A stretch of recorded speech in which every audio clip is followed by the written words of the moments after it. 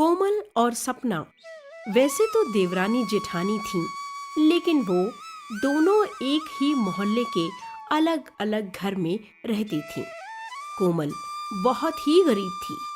उसका पति दिहाड़ी मजदूरी का काम करता था, तो वहीं सपना का पति एक कंपनी में नौकरी करता था, जिससे सपना अपना अच्छा खासा गुजर बसर कर रही थी। एक दिन की बात है, कोमल की बेटी प्रिया अपनी माँ से कहती है, मम्मी, मुझे खीर पूरी खानी है। तुम मेरे लिए खीर पूरी बनाओ ना। अच्छा, तो मेरी लाडो रानी को खीर पूरी खानी है। चल, तो यहीं बैठ, मैं भी तेरे लिए खीर पूरी बनाकर अभी लाती हूँ। कोमल रसोई में जाती है और खीर पूरी बनाने के बारे में सोचती है, लेकिन तभी कोमल देखती है कि घर में ना तो दूध है और ना ही चीनी। अरे, यह क्या? घर में ना तो चीनी है और ना ही दूध। अब मैं कैसे खीर बनाऊं? और अगर मैंने प्रिया को मना किया तो वह जिद करके रोने लगेगी। एक काम करती हूँ, सपना दीदी के घर जाती हूँ, उनसे थोड़ा सा दूध और चीनी उधार ले आती हूँ। सपना दीदी, कहाँ हो तुम? बोल कोमल, क्या हुआ? क्या काम आ गया तुझे अचानक से? कुछ नहीं दीदी, वो मुझे थोड़ा सा दूध और चीनी चाहिए था। वो प्रिया बार बार खीर पूरी खाने की जिद कर रही थी और मेरे पास दूध और चीनी नहीं है, इसलिए आप थोड़ा सा चीनी और दूध दे दो। शक्ल देखी है तुम माँ बेटी ने खीर खाने की। अरे, तुम जैसे लोग खीर नहीं बल्कि नमक रोटी खाने के लायक हो। अरे, कहाँ तेरा पति दिहाड़ी मजदूरी करता है और एक तू है कि खीर खाने की बात कर रही है। अरे, अपनी बेटी को सपने से जगा और अपनी हकीकत समझा कि बेटा, हम बहुत गरीब हैं, हमारी औकात नहीं है खीर खाने की, हमारी औकात नमक रोटी खाने की है। दीदी, तुम ये कैसी बातें कर रही हो? माना कि हम दोनों देवरानी जेठानी हैं, लेकिन मैंने तुम्हें हमेशा अपनी बड़ी बहन समझा है और तुम हो कि मेरी गरीबी का मजाक बना रही हो। अरे चल जा यहाँ से, मेरे पास तेरी फालतू बकवास सुनने का बिल्कुल भी टाइम नहीं है। और हाँ, आइंदा दोबारा मेरे घर कुछ भी मांगने के लिए मत आना। बेचारी कोमल उदास होकर वहां से चली जाती है और घर आकर अपनी बेटी को रात के बचे हुए चावल में गुड़ मिलाकर दे देती है और कहती है, ये ले मेरी प्यारी लाडो रानी, तेरे लिए मैंने गुड़ की खीर बनाई है। खाने में बहुत स्वादिष्ट होती है ये खीर। लेकिन मम्मी, खीर तो सफेद होती है ना, पर ये तो बहुत अजीब सी खीर है। हाँ बेटा, खीर सफेद होती है, पर चीनी हमारे स्वास्थ्य के लिए बहुत बेकार होती है, इसलिए मैंने तेरे लिए गुड़ की खीर बनाई है। एक बार तू ये खीर खा कर देख, खाने में बहुत टेस्टी होती है। प्रिया बहुत छोटी थी, इसलिए वह चुपचाप अपनी माँ का दिया हुआ चावल और गुड़ को खीर समझकर खाने लगती है। यह देखकर कोमल की आंखों में आंसू आने लगते हैं। इसी तरह से कुछ दिन बीत जाते हैं। एक दिन कोमल बाजार से सब्जी लेकर लौट रही थी। तभी रास्ते में कोमल को ऑफिस के बाहर एक बैनर बोर्ड दिखाई देता है। उस बैनर बोर्ड पर दौड़ प्रतियोगिता के बारे में लिखा हुआ था। ये दौड़ प्रतियोगिता क्या है? और ये क्या लिखा है कि जीतने वाले को एक सोने की चेन और 1 लाख का नगद इनाम मिलेगा। एक काम करती हूँ, अंदर जाकर देखती हूँ, शायद ये मेरे काम की चीज हो। भाई साहब, आप एक बार मुझे इस प्रतियोगिता के बारे में सब कुछ बताएंगे? जी मैडम, यह प्रतियोगिता इसी गांव में 15 दिन बाद होने जा रही है और इस प्रतियोगिता में सिर्फ महिलाएं ही हिस्सा लेंगी। यह एक दौड़ प्रतियोगिता है और जो भी प्रतियोगी इस प्रतियोगिता को जीतेगा उसे हम एक सोने की चेन और 1 लाख का नगद इनाम देंगे। ठीक है भाई साहब, फिर तो आप मेरा भी नाम लिख लीजिए। मैं भी इस प्रतियोगिता में हिस्सा लेना चाहती हूँ। ठीक है बहन जी, तो बताइए क्या नाम है आपका? कोमल बहुत खुश थी और खुशी खुशी कोमल अपना भी नाम प्रतियोगिता में लिखवा लेती है और वह अपने घर आ जाती है। कोमल ने सोच लिया था कि वो ये प्रतियोगिता जीतकर ही रहेगी। इसीलिए सुबह शाम कोमल खेत में दौड़ लगाने की तैयारी किया करती है। उसे ऐसे दौड़ भाग करता हुआ देखकर सपना को बड़ी हैरानी होती है। शाम को सपना बड़े प्यार से कोमल के घर आती है और कोमल से कहती है, कोमल कहाँ है तू? दीदी मैं तो घर में ही हूँ, बताओ कैसे आना हुआ? सब ठीक तो है ना? हाँ हाँ सब ठीक है। अच्छा मैं तुझसे माफी मांगने आई हूँ। उस दिन मैंने तेरे साथ जो बर्ताव किया वो शायद मुझे नहीं करना था। और तूने बिल्कुल सही कहा था कि भले ही हम दोनों देवरानी जेठानी हैं, लेकिन है तो हम दोनों सगी बहनें जैसी ही। इसलिए तू अपनी बड़ी बहन को माफ कर दे और जब भी तुझे मेरी जरूरत हो तो मेरे घर आ जाना। कोई बात नहीं दीदी, मैं तो उस दिन की बात को भूल चुकी थी, इसलिए आप भी भूल जाओ। चल यह तो बहुत अच्छी बात है कि तू मेरी कही कड़वी बातों को अपने दिल पर नहीं लेती। अच्छा कोमल, मैं देख रही हूँ कि पिछले दिनों से तू खेत में बहुत ज्यादा दौड़ भाग कर रही है। सब ठीक तो है ना? तेरी तबीयत तो ठीक है ना मेरी बहन? मेरी तबीयत बिल्कुल ठीक है। वो दरअसल हमारे गांव में 15 दिन के बाद दौड़ प्रतियोगिता होने वाली है और मैंने इस प्रतियोगिता में हिस्सा लिया है। जीतने वाली महिला को सोने की एक चेन और 1 लाख रुपए का नकद इनाम मिलेगा। बस इसीलिए मैं दौड़ भाग करने की तैयारी में लगी हुई हूँ। फिर तो ये बड़ी कमाल की चीज है। अच्छा कोमल, मुझे भी इस प्रतियोगिता में हिस्सा लेना है। बताना मैं कैसे अपना नाम लिखवा सकती हूँ इस प्रतियोगिता में? प्रतियोगिता का सुनकर सपना भी अब प्रतियोगिता में हिस्सा लेना चाहती थी। सपना प्रतियोगिता में नाम लिखवाने के लिए उसके ऑफिस जाती है और अपना नाम लिखवा लेती है। और अब प्रतियोगिता में सिर्फ 1 हफ्ता ही बाकी था। मेरी प्यारी बेवकूफ देवरानी, क्या सोचा था तूने कि तू ये प्रतियोगिता जीत जाएगी? अरे भले ही मैं ये प्रतियोगिता ना जीतूं, लेकिन तुझे मैं इस प्रतियोगिता को जीतने बिल्कुल भी नहीं दूंगी। सपना के मन में अपनी देवरानी के प्रति सिर्फ और सिर्फ नफरत ही भरी हुई थी। उसने सोच लिया था कि वह कोमल को इस प्रतियोगिता में बिल्कुल भी जीतने नहीं देगी।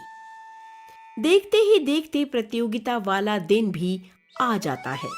सभी प्रतियोगी प्रतियोगिता जीतने के लिए लाइन से खड़े होते हैं और इस प्रतियोगिता में टोटल 5 औरतों ने हिस्सा लिया था, जिसमें कोमल और सपना भी शामिल थे। जैसे ही कप्तान सभी प्रतियोगी को दौड़ शुरू करने का इशारा करता है, वैसे ही सभी प्रतियोगी भागना शुरू करते हैं। तभी सपना जानबूझकर कोमल के रास्ते में कांच फेंक देती है, जिससे कोमल का बैलेंस बिगड़ जाता है और कोमल नीचे गिर जाती है। सपना दीदी, ये क्या किया आपने? मुझे चोट लग गई दीदी। आपने जानबूझकर मुझे गिराया सपना दीदी। मैंने कभी ऐसा नहीं सोचा था कि आप मेरे लिए इतना बुरा सोचती हो। सपना की इस हरकत से बेचारी कोमल जमीन पर गिर जाती है, जिससे कोमल को बहुत सारी चोट लग जाती है। लेकिन फिर भी कोमल अपनी मंजिल को ध्यान में रखकर फिर से उठती है और दौड़ना शुरू करती है और आखिरकार ये प्रतियोगिता कोमल जीत जाती है और कोमल को गांव के सरपंच और मुखिया जी पूरे गांव के सामने सोने की चेन और 1 लाख रुपए के साथ सम्मानित किया जाता है। साथ ही कोमल को दौड़ प्रतियोगिता जीतने का अवार्ड भी दिया जाता है। यह प्रतियोगिता हमारे गांव की कोमल ने जीती है और इस जीत की खुशी में हम कोमल को 1 लाख का नगद इनाम और सोने की चेन देते हैं। जैसा कि आप सभी लोगों ने देखा कि कैसे सपना ने जानबूझकर कांच फेंककर कोमल को गिराने की कोशिश की, लेकिन कोमल ने अपनी जीत से सपना को हमेशा हमेशा के लिए सबकी नज़रों में गिरा दिया। पूरे गांव के सामने सपना की बेइज्जती हो जाती है और वह शर्म से पानी पानी हो जाती है और थोड़ी देर बाद सभी लोग अपने अपने घर आ जाते हैं। घर आते ही सपना सबसे पहले कोमल के घर जाती है और उससे हाथ जोड़कर माफी मांगती है। कोमल, मुझे माफ कर दे। एक बार फिर मैं खुद पर बहुत शर्मिंदा हूँ। मैंने तुझे सबके सामने गिराने के लिए बहुत घटिया हरकत की, लेकिन आज अपनी इस घटिया हरकत की वजह से मैं खुद अपनी नजरों में गिर चुकी हूँ। मुझे माफ कर दे कोमल। कोई बात नहीं दीदी, मुझे आपसे कोई शिकायत नहीं है। वैसे भी कोई भी किसी के मन में जबरदस्ती अपनी जगह नहीं बना सकता। मैंने बहुत कोशिश की है कि हम दोनों हमेशा बहन की तरह रहें, पर मुझे नहीं लगता कि आपके साइड से कुछ ऐसा है। कोमल, मेरे मन में पहले ऐसा कुछ भी नहीं था, लेकिन अब मैं सच में अपने किए पर बहुत शर्मिंदा हूँ और मैं तुझसे हाथ जोड़कर माफी मांगती हूँ। कोमल का दिल बहुत बड़ा था। कोमल सपना की सारी गलतियों के लिए सपना को माफ कर देती है और उसे खुशी खुशी अपने गले लगा लेती है। कुसुम और अनीता दोनों ही देवरानी जेठानी थी और भगवान की दया से दोनों का ससुराल का घर बहुत ही खुला और बड़ा था, जिसमें सारा दिन कुसुम और अनीता काम करती थी, लेकिन फिर भी काम खत्म ही नहीं होता था। और इन सब के बाद भी कुसुम और अनीता की सास सुधा हमेशा ही उन्हें काम को लेकर ताने देती रहती थी। इसी तरह से एक दिन सुधा अपनी बहू को सुनाते हुए बोलती है, अरे जरा ढंग से हाथ पैर मार कर काम कर लिया करो। आधी गंदगी तो तुम इसी तरह से छोड़ देती हो घर में। ऐसा लगता है जैसे तुम्हारी कोई ट्रेन छूट रही हो और तुम्हें जल्दी जल्दी सारा काम करके अपनी ट्रेन पकड़नी हो, इसलिए जल्दबाजी में अच्छे से साफ सफाई करना ही भूल जाती हो तुम लोग। माँ जी, इतना बड़ा घर है, झाड़ू लगाते लगाते ही हमें 2 घंटे लग जाते हैं, लेकिन उसमें भी आप है कि कोई ना कोई कमियां निकालते ही रहती हो। और पोछा लगाते लगाते तो कसम से नानी याद आ जाती है। जब तुम दोनों इस घर में नहीं थी ना, तब मैं ही अकेले इस घर को संभालती थी और पूरे घर को ऐसे चमकाती थी जैसे पूर्णिमा की रात में चमकने वाला चंद्रमा चमकता है। वो तो हमने आते ही देख लिया था, इतना गंदा घर था ना, जैसे सालों से सफाई ना हुई हो। वो तो हम दोनों देवरानी जेठानी ने मिलकर पूरे घर को साफ सुथरा बनाकर चमका रखा है, लेकिन फिर भी आपको उसमें भी कमी नजर आती है। कितना कितना कूड़ा तो मैंने पलंगों के नीचे से निकाला है, और रसोई का तो पूछो ही मत। ऐसा लगता था जैसे रसोई का सिंक तो कभी साफ ही नहीं हुआ हो। तुम दोनों के कहने का क्या मतलब है कि मैं अच्छे से काम नहीं करती थी? हम आप पर इल्जाम नहीं लगा रहे हैं, लेकिन सच तो यही है ना। अरे बेशरम, ढंग से काम कर लिया करो, वरना कल से मैं डंडा लेकर तुम दोनों के सर पर खड़ी हो जाऊंगी और खुद खड़ी होकर काम करवाया करूंगी तुमसे। इसी तरह से सुधा कुसुम और अनीता को खूब सारा सुनाकर वहाँ से चली जाती है। अपनी सास के जाते ही कुसुम और अनीता आपस में बात करते हुए बोलती है, सासू माँ को बिना बात बस बकैती करना आता है, काम करना नहीं आता है। और नहीं तो क्या, इतना बड़ा घर है, मजाल है कि वो एक पानी का ग्लास भी उठाकर इधर से उधर रखती हो तो। अरे ज्यादा नहीं तो कम से कम शाम की एक चाय ही तो बनाकर पिला सकती है हमें, लेकिन नहीं, वो भी जब तक हम ना बनाए तो घर में चाय नहीं बनती है। पता नहीं कहाँ हम इस ससुराल में आकर फंस गए। इससे अच्छा तो हमारे माता पिता हमें किसी गरीब खानदान में बिहा देते, वही अच्छा होता। सच में रोज रोज की इस चिक चिक से तो छुट्टी मिल जाती। अरे मैं तो सच में बहुत परेशान हो चुकी हूँ, बहुत बहुत ज्यादा। घर में काम को लेकर कलेश होते रहते हैं। किसी चीज का तो कोई नाम ही नहीं है। भाड़े पर काम करने के लिए ला रखा है हमें, बहू बनाकर नहीं नौकरानी बनाकर लाए हैं। इसी तरह से दिन गुजरते जाते हैं। दोनों देवरानी जेठानी जी जान लगाकर पूरे घर का काम करती रहती है, लेकिन फिर भी सुधा उन दोनों की कभी तारीफ ही नहीं करती, जिस बात से अनीता और कुसुम को बहुत सारा गुस्सा आता है। इस तरह से एक दिन कुसुम और अनीता जब आराम से बैठकर चाय पी रही होती है, तभी वहाँ सुधा आती है और बोलती है, सारा दिन तुम दोनों का बस खाने में और पीने में ही ध्यान रहता है। घर का राशन खत्म करने में नंबर 1 हो तुम तो। माँ जी, एक कप चाय ही तो पी रहे हैं, इतनी मेहनत करते हैं, क्या एक कप चाय नहीं पी सकते? एक बार सुबह और एक बार शाम को, 2 बार तो चाय पीते हैं, उसमें भी आपको दिक्कत है?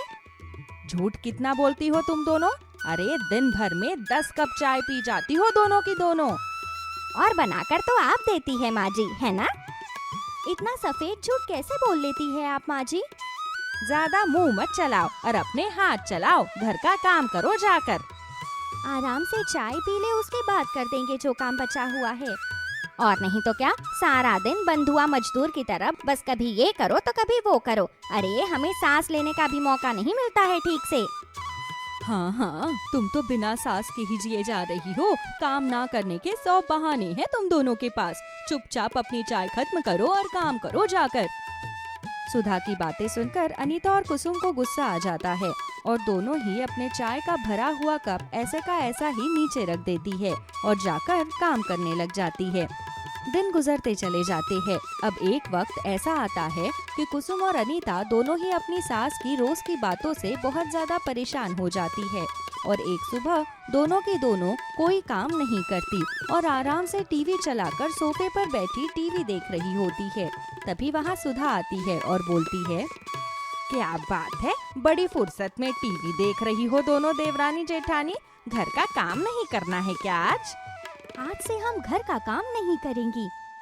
हम दोनों ने घर का काम करने की हड़ताल करी है। हम नहीं करेंगे कोई भी काम और आप लोगों ने बहुत कर लिया हम दोनों को परेशान, इसलिए अब हम दोनों नहीं करेंगे कोई भी काम। सुबह सुबह सस्ता नशा करके आई हो क्या दोनों, जो नशे में बात कर रही हो? अरे तुम लोगों ने सोच भी कैसे लिया कि तुम इस घर में बिना काम के रह पाओगी? जब तक तुम यहाँ रहोगी तब तक तुम दोनों को घर का सारा काम करना ही पड़ेगा। हम ऐसे सस्ते नशे नहीं करते। हम आज से काम की हड़ताल पर है। नहीं करेंगे काम तो नहीं करेंगे। बहुत कर लिया आप लोगों ने हम लोगों को परेशान। बिल्कुल सही। इतना काम करने के बाद भी आप हमेशा हमें बस सुनाती ही रहती है, इसलिए अब से हम कुछ करेंगे ही नहीं। तब जाकर आपको पता चलेगा कि क्या कीमत है हम दोनों बहुओं की। तुम दोनों अब अपने आप खड़ी हो जाओगी या मैं तुम दोनों के मायके में फोन घुमा दूं? आपको जहाँ फोन घुमाना है घुमा दो, लेकिन हम काम नहीं करेंगे। बिल्कुल सही। पहले हमारी मांगे पूरी होगी तभी हम काम करेंगे। और क्या मांग है तुम दोनों की, बताना तो जरा। सबसे पहले तो ये कि आप भी हमारे साथ काम में हाथ लगवाए ताकि काम थोड़ा जल्दी हो जाए। और दूसरा, जो आप बेवजह के काम हमसे हर दिन करवाती है उन्हें हफ्ते में 2 से 3 बार ही किया जा सकता है।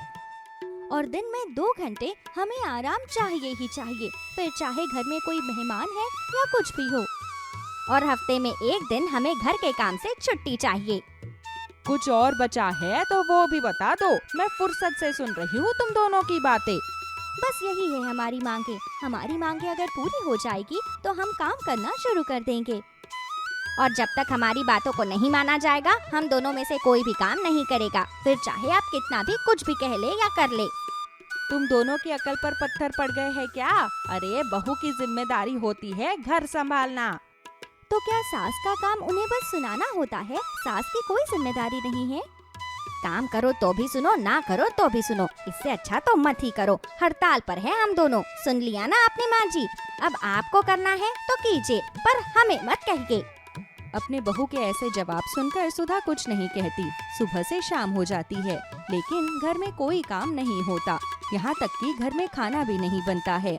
दोनों बहुएं अपने लिए बाहर से खाना मंगवाकर खा लेती है और खा पी कर आराम से सो जाती है। और सुधा का भूख से बुरा हाल हो रहा होता है और वो अपने कमरे में बैठी खुद से बोलती है, पता नहीं कैसे निर्लज्ज देवरानी जेठानी है। सुबह से सास भूखी बैठी है, एक कप चाय का नहीं दिया है खुद से। अब आराम से अपना पेट भरकर सो गई है। पर इन्हें क्या लगता है कि इनके ऐसे करने से मैं उनकी मांगों को पूरा कर दूंगी? कभी नहीं, काम तो इन दोनों को ही करना पड़ेगा। इसी तरह से दिन गुजरते जाते हैं और एक हफ्ता बीत जाता है, लेकिन दोनों देवरानी जेठानी अपने काम की हड़ताल को बंद नहीं करती। अब सुधा को खुद से ही अपने कपड़े धोने पड़ रहे थे और घर का काम भी करना पड़ रहा था और साथ साथ अपने लिए खाना भी बनाना पड़ रहा था। और इन सब से दुखी होकर एक दिन सुधा अपना सर पकड़कर बैठी हुई होती है।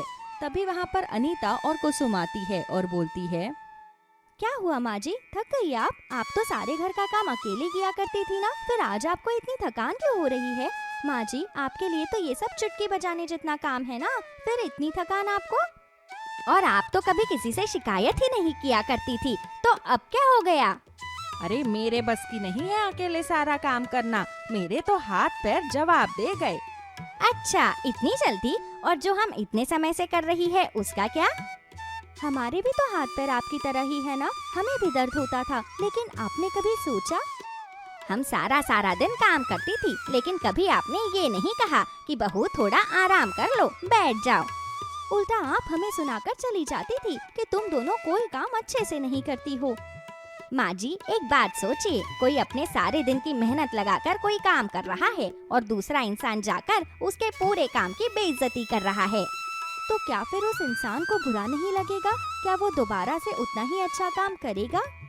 तुम दोनों सही कह रही हो, गलती हो गई मुझसे बहू, लेकिन अब से मैं तुम्हें कुछ नहीं कहा करूँगी। भगवान के लिए हाथ जोड़कर कहती हूँ, अपनी हड़ताल को बंद कर दो और वापस से काम करो। मैं तुम्हारी सारी मांगे पूरी करने के लिए तैयार हूँ। अपनी सास की बात सुनकर अनीता और कुसुम के चेहरे पर एक सुकून भरी मुस्कुराहट आ जाती है, जिसके बाद दोनों ही घर के काम को लेकर अपनी चल रही हड़ताल को समाप्त करती है और फिर से घर का काम करना शुरू कर देती है। और अब सुधा उनके काम में उनका साथ भी देती है और साथ ही उनके आराम और तबीयत का भी पूरा ख्याल रखती है।